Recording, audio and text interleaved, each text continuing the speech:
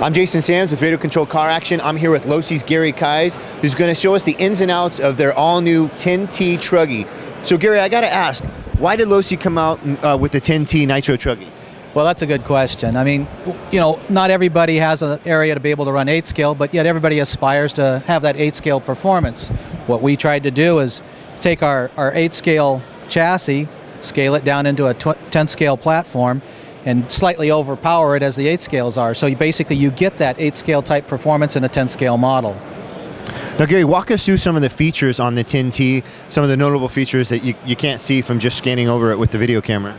Well, what you can't see is the radio system, obviously. It's the DX3S, it has real-time telemetry, it's DSM equipped, it's the latest, greatest electronics available for RC cars. What we're really proud of is the ROS starting system, ROS standing for remotely operated starting system. And basically it's an onboard starter. It's powered by a LiPo battery that resides in the battery box. There's a electronic control unit also in the battery box that converses with the receiver. And when you press this button, it engages the glow plug, or lights the glow plug and engages the starter motor and basically starts the motor up for you. Do you think we can take a look at that and actually try and turn over the motor? You betcha. Turn on the transmitter, turn on the radio, and this little button back here, when you press this, it's going to light the glow plug. There'll be a momentary lapse, at which point the starter motor will pick in. Well, that's a really neat feature, Gary. Racers are going to love that, and I guess if they stall out on the track, they can easily fire the engine again with that push start button. Yeah, needless to say, during our development, you know, we had Adam Drake and Todd Hodge and some of our drivers helping us out with some of the durability tests and whatnot. They found it to their liking. You know, flame out on their whatever, stop, die, being upside down or whatever by the time somebody got there, and they could just press that button and drive away. Now, Gary, can you talk a little bit about the drivetrain? Does this have 3 oil-filled differentials like you see in the 8T and the Losi 8? Yeah, it's got 3 gear differentials, pretty much just like the 8. As they come out of the box, they're filled with grease.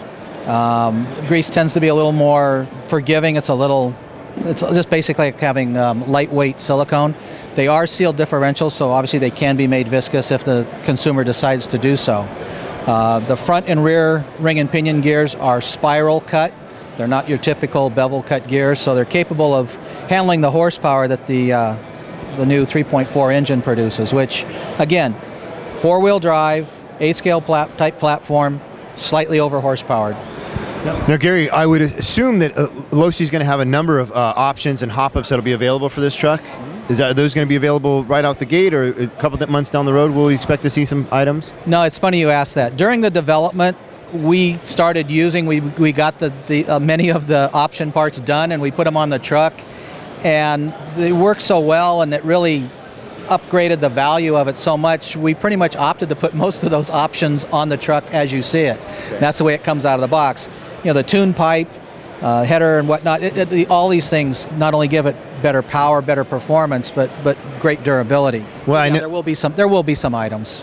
Well, I noticed the threaded bodied shocks, the turnbuckles. Yep. A lot of those probably would have been options, but you decided just to include them. Yep. It's just this package grew from being relatively simple, a smaller 8-scale car, to really being a top-of-the-line, almost like a race roller, but in an RTR. For more information on Losi's 10T truggy, check out the February issue of Radio Control Car Action.